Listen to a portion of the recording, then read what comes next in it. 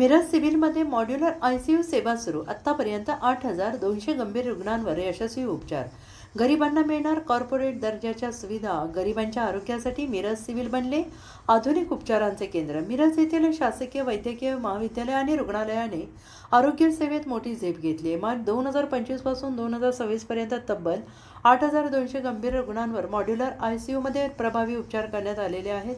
आता गरीब आणि गरजू रुग्णांना खाजगी कॉर्पोरेट रुग्णालयासारख्या अत्याधुनिक सुविधा मोफत उपलब्ध होत आहेत.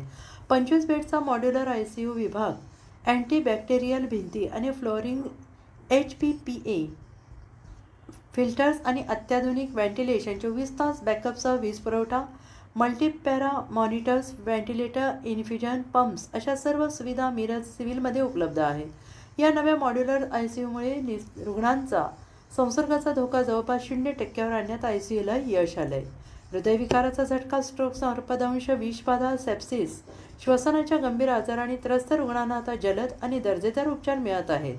सांगली, कोल्हापूर, सोलापूरसह सीमा भागातील कर्नाटकमधील रुग्णांना त्याचा थेट लाभ मिळतोय.